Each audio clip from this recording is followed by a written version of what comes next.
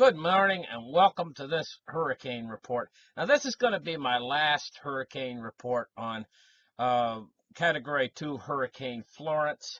Today is Thursday, September 13th, 2018, and we're going to open up the charts right here and we're going to get right into this hurricane.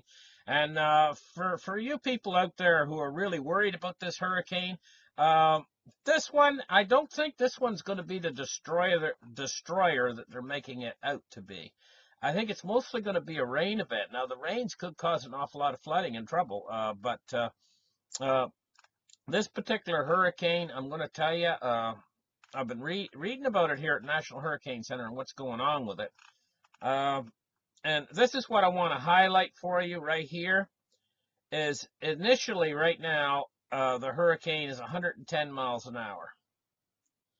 Okay, so it's going to remain 110 out over open sea for the next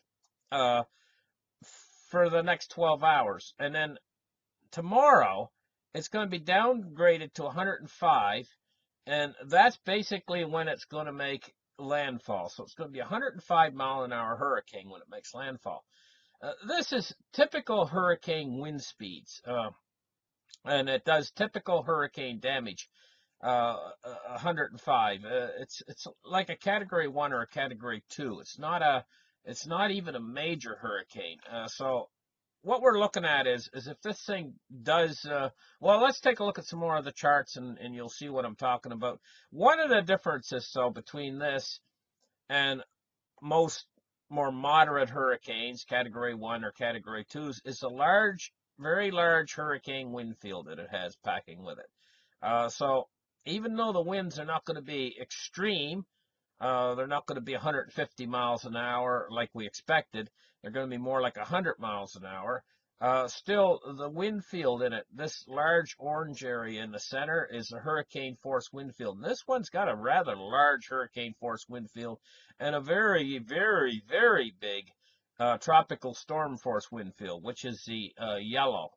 So the orange is a hurricane force wind field. As it makes landfall, these winds are going to be basically just probably the gusts are going to be around hurricane force, 70, 80 mile an hour gusts as it comes into the coastline. So it's probably not going to do severe wind damage, but it's a storm flooding that is my concern with this storm. Because it's going to be moving very slowly and dumping one heck of a lot of rain. Okay, so now let's take a look, and I'm going to show you the satellite. This should be in motion. Why is this not in motion? Let me refresh the page. I want this satellite in motion. There we go.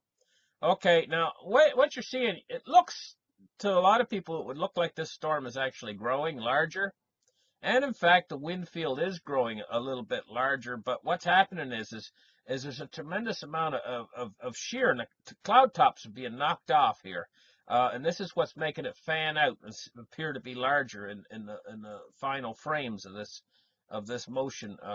What we also see is the eye starting to close in somewhat, and there looks to me like dry air is being pulled in from the south and east. That's what I'm seeing in the satellite presentation. And so what I'm seeing is a storm that looks to me like it's that's going to be struggling to maintain its wind speed as it approaches the shore, and it's slowing down its forward velocity, its forward movement. Let me see, what is its forward movement right now? We're looking at 12 miles an hour. Well, it's not clipping along quite as fast as it was. That's still kind of fast though, but it's slowed down a little bit. So now, looking at the hurricane modeling, the modeling is an extremely tight consensus that it's going to make landfall where the National Hurricane Center says it's going to, or awfully close. This is an awfully tight cluster on the hurricane modeling.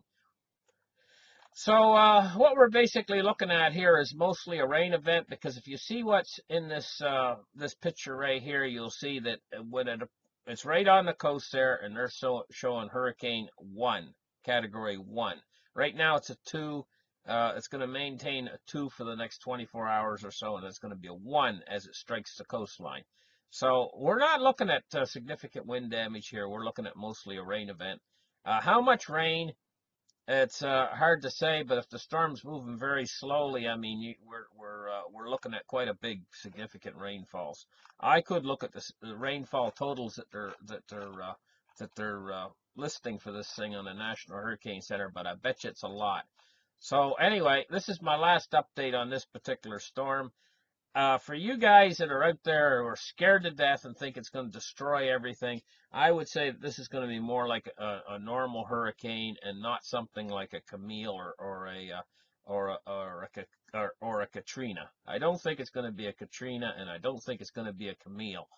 Um, this is going to be more like your regular average run of the mill. I could be wrong because you can't trust these storms.